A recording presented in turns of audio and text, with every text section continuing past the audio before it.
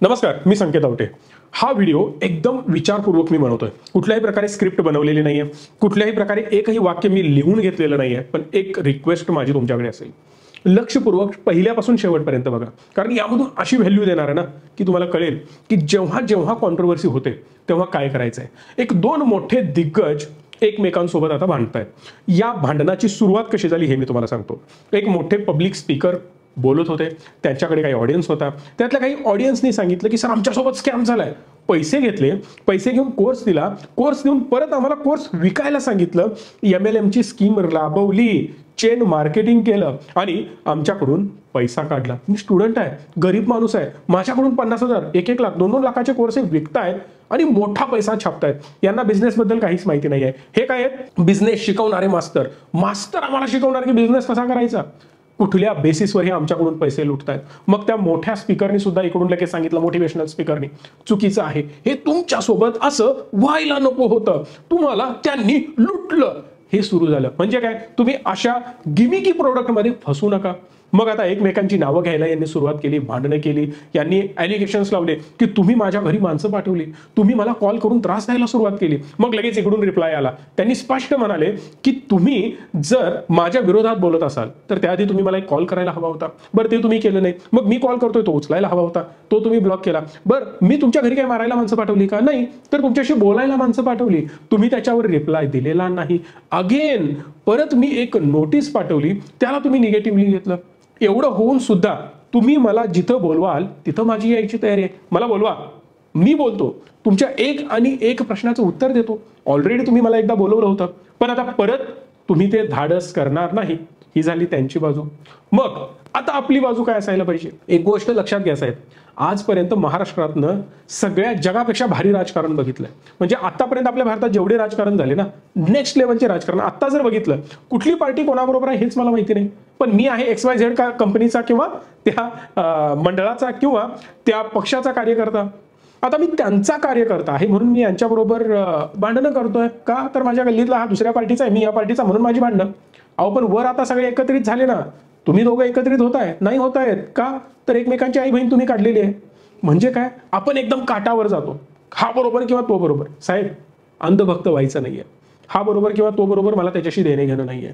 पहिली गोष्ट लक्षात घ्या, भारतामध्ये काय सुरू आहे हे जरा प्रॅक्टिकली, आणि ज्याला हे समजतंय ना त्यांनीच प्लीज व्हिडिओ बघा, नाहीतर स्किप करा। नाहीतर काय होईल, अननेसेसरी तुम्ही मला हेट देत बसाल। बरं, म्हणून मी हा व्हिडिओ बनवू पण शकलो नसतो की कशाला यात पडायचं। माझा टीम मेंबर म्हणाला सुद्धा, सर कशाला पडताय, जाऊ दे, मरू दे। पण नाही, आपली मराठी लोक ना ही खरोखर विचारपूर्वक वागायला हवीत असं मला वाटतं। या जगात कोणीही धुतल्या तांदळाचा नाही। अगेन मी शब्द वापरतो, या जगात कोणीही धुतल्या तांदळाचा नाही। थोडंसं बिझनेस करायचं असेल, उंगली तेडी करावीच लागते। आज मी सुद्धा रिअल इस्टेटमध्ये काम करतो, पैसे दिल्याशिवाय पुढची कामं होत नाही। काय करू मी या विरोधात? काय करू शकतो? काहीच नाही, कारण मला माहिती आहे माझी ताकद तेवढी नाही की मी त्याला एक्सपोज करून रस्त्यावर आणू शकतो, कारण तो छोटा मासा आहे, त्याच्यावर खूप मोठी चेन आहे साहेब। त्यामुळे मी एखाद्या पैसे घेणाऱ्याला एक्सपोज नाही करू शकत। परवाच न्यूज मोठ्या प्रमाणात व्हायरल होते एका XYZ न्यूज चॅनलवर की एका अधिकाऱ्याने किंवा जो RTOचा अधिकारी रस्त्यावर उभा असतो त्यानं पैसे खाल्ले। तो एका समोरच्या दुकानातून पैसे घेऊन ये म्हणाला आणि सुट्टे नाहीत तर त्यांना QR कोडने पेमेंट कर, ते पैसे घेऊन ये। QR कोडने पेमेंट केल्याबद्दल त्यांना एक्स्ट्रा पैसे दे, 20-30 रुपये, आणि ते 530 रुपये त्यांना देऊन 500 रुपये आणि 500 रुपये मला आणून दे। हे सध्या सुरू आहे। मग या विरोधात जरी तो व्हिडिओ आला तरी सुद्धा 100% यावर काही निर्बंध येऊ शकतात का? त्याच्यावर ऍक्शन होईल, पण ही इकोसिस्टम लगेच सुधारणार आहे का? तर 100% नाही। म्हणून याचा अर्थ सगळे पोलीस खराब आहेत का? 100% नाही। आज माझ्याकडे म्हणजेच रीच मी प्लॅटफॉर्मवर शेकडो पोलीस अधिकारी इन्व्हेस्टेड आहेत। शेकडो पण म्हणू शकणार नाही, हजारो आहेत। त्यामधले बऱ्याच अधिकाऱ्यांना मी स्वतः भेटलोय। एकदम जेन्युइन व्यक्ती आहेत। जो काय 30-40 हजार त्यांना पगार मिळतो ना, त्यातल्याच 5,000-4,000ची SIP त्यांची सुरू आहे।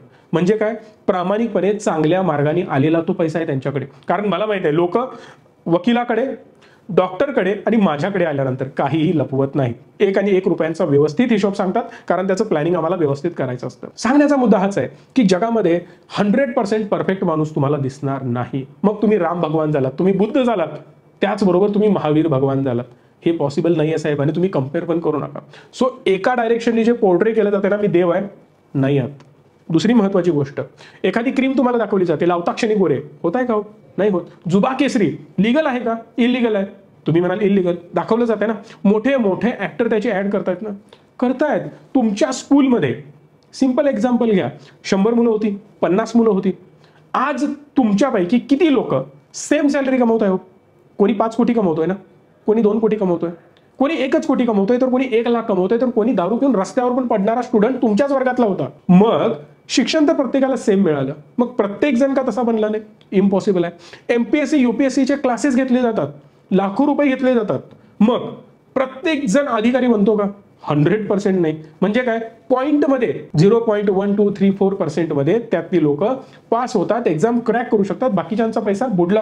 मग धोकाधडी झाले का? तर नाही, लिगल आहे भारतामध्ये. मग या केसमध्ये एक गोष्ट लक्षात घ्या, तुम्ही ज्या व्यक्तीकडे जे काही प्रोडक्ट घेण्यासाठी जाता, मग एक्झाम्पल इव्हन फळं घेण्यासाठी जा, जर तुम्ही केळी विकत घेण्यासाठी, केळी म्हणतोय मी, 40 रुपये 50 रुपयांची केळी, त्या केळवाल्याला विचारा, तुझा प्रोडक्ट जरासं मला अद्दम वाटत नाही, मे बी हे केमिकलमध्ये बुडवून पिकवलेली केळी आहेत. 99.99% केळी ही केमिकलमध्ये बुडवूनच पिकवली जातात, पण तुमचा केळवाला तुम्हाला म्हणेल नाही, ही 100% परफेक्ट आहे, ही जेन्युइनली पिकवलेली केळ आहेत. मग तो खरं बोलतोय का? 100% बोलत नाही. प्रत्येक बिझनेसमध्ये निगेटिव्ह बाजू 100% तुमच्यासमोर मांडली जात नाही. संकेत आवटेचं एक्झाम्पल घ्या, आज आपल्या प्लॅटफॉर्मवर लाखो लोक व्हिजिट करतात, त्यातली काही हजार लोक इन्व्हेस्ट करतात. मग ज्या लोकांनी आमच्याकडे इन्व्हेस्टमेंट केली, आता कदाचित तुम्ही पण केली असेल, या व्हिडिओला इथंच पॉज करून मला सांगा तुम्हाला किती टक्के रिटर्न चालू आहेत. माझी प्लीज रिक्वेस्ट आहे तुम्हाला, इथंच व्हिडिओ पॉज करा. मॅक्सिमम लोकांनी कमेंट करून सांगा तुम्हाला रिटर्न्स किती चालू आहेत, आणि बाकीच्या लोकांनी जर तुम्ही इन्व्हेस्टेड नसाल तर तिथे जाऊन बघा त्यांना रिटर्न काय चालू आहे. कोणी म्हणेल 20%, कोणी म्हणेल 10%, कोणी म्हणेल 30%, कोणी म्हणेल 60%, कोणी म्हणेल 70%. विदिन 1 इयरचे रिटर्न मी बोलतोय. जर मी याला बँकेबरोबर कम्पेअर केलं, बँक देते 6%, 7%, त्याच्यापेक्षा 7, 8, 9, 10 पटीनं रिटर्न जास्त चालू आहेत. म्हणजे जे 10 वर्षात बँक देत नाही ते आपण 1 वर्षात दिले. मग याचा अर्थ बँका स्कॅम आहेत? बिलकुल नाही आहे. याच्या विरोधात अजून एक गोष्ट तुम्हाला सांगतो, आज ही सगळी लोक मला चांगलं म्हणतात, संकेत आवटे भारी माणूस आहे, मला मदत करतोय, हेल्प करतोय, याच्यामुळे आमचं चांगलं झालं किंवा मला फायदा झाला.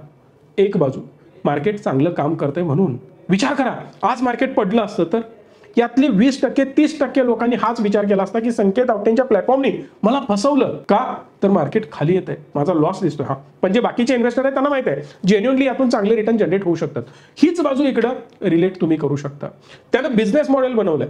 मग जर थोडंसं त्याला म्हणजे सेन्सिबली विचार करायचा म्हटला तर ठीक आहे, ते फ्रेशर लोकांसाठी नाही आहे, कोणीही जाऊन तिथे जॉईन करायची गरज नाही आहे. जो व्यक्ती बिझनेसच करत नाही तो बिझनेस करायला काय शिकवणार? मग तुमचे जे शिक्षक होते ते मॅथमॅटिशियन होते का? मॅथ्समध्ये एकदम महारथी त्यांच्याकडे होती का? नाही ना, तरी सुद्धा ते शिकवतात. मी इंजिनियर आहे, मग माझ्या प्रत्येक शिक्षकाला बिल्डिंग बांधण्याचा एक्सपिरियन्स आहे का? 100% नव्हता, पण ते मला शिकवत होते ना, मी त्यांच्याकडून शिकलो. इकडे पण तीच केस आहे. त्यांनी सांगितलं का मी मोठा बिझनेसमॅन आहे? नाही. मग तुम्ही तिकडे जाता ना, इकडे मोटिवेशन देतात हे जगातले 1 नंबरचे मोटिवेशनल स्पीकर आहेत का? 100% नाही, तरी सुद्धा तुम्ही त्यांच्याकडे जाता.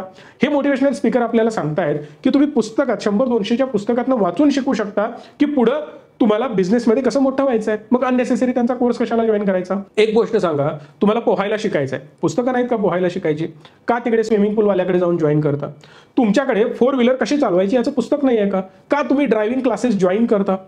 तुमच्याकडे वेगवेगळ्या विषयांची पुस्तकं आहेत, मग शाळेत का जाता? आज माझी मुलगी 5 वर्षाची आहे, तिला लिहायला वाचायला येतं, थोडंसं अनेक 2 वर्षात ती परफेक्ट होईल.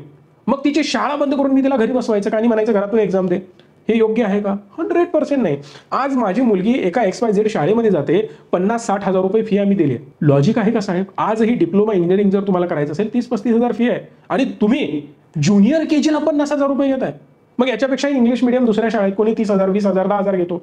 सिलेबस तोच सिलेबस शिकवायला कुठली शाळा 1 लाख घेते तर कुठली शाळा 10,000 घेते. तर आपल्या सरकारी शाळांमध्ये ते फुकट होतं. मग हे आपल्याला फसवतायत का? स्कॅम करतायत का?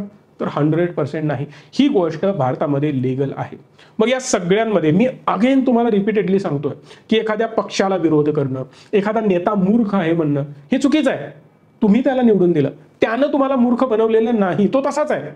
समोरचा एखादा व्यक्ती तुम्हाला विष प्यायला देतोय आणि तुम्ही ते पिता, म्हणजे मूर्ख कोण? आपण स्वतः, कारण आपण ते चूज केलं.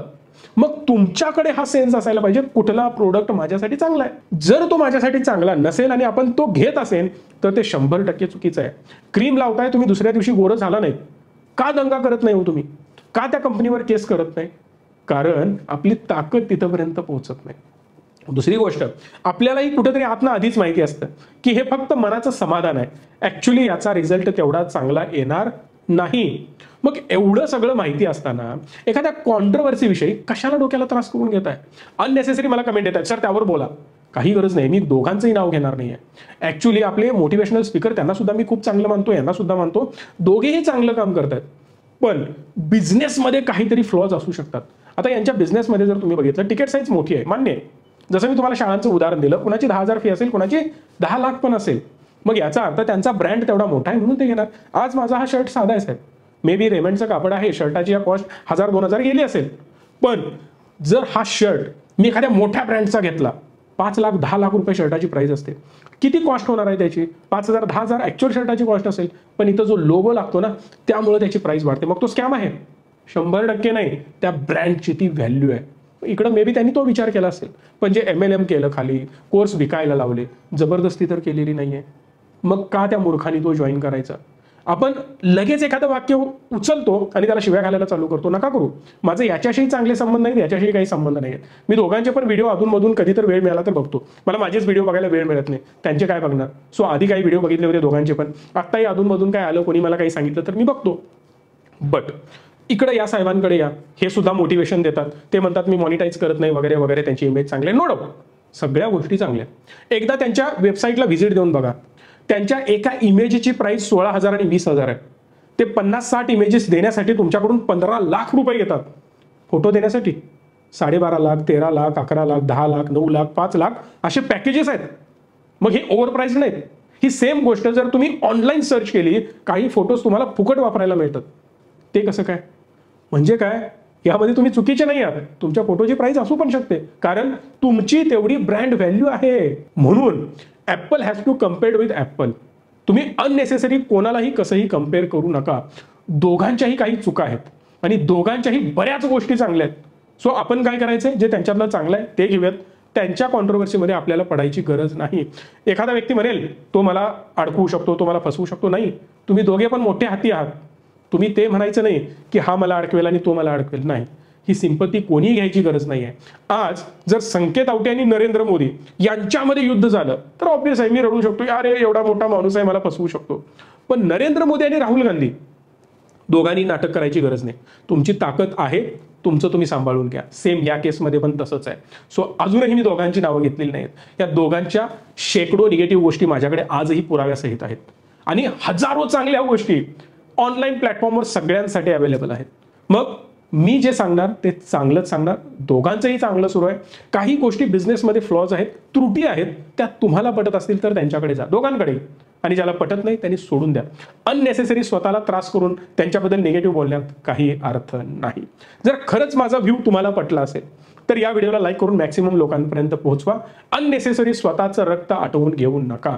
देशासमोर हजारो प्रॉब्लेम पडलेत. चिल्लर गोष्टीसाठी वेळ द्यायला आपल्याकडे वेळ बिलकुल नाही आहे. धन्यवाद. Stay tune and stay positive.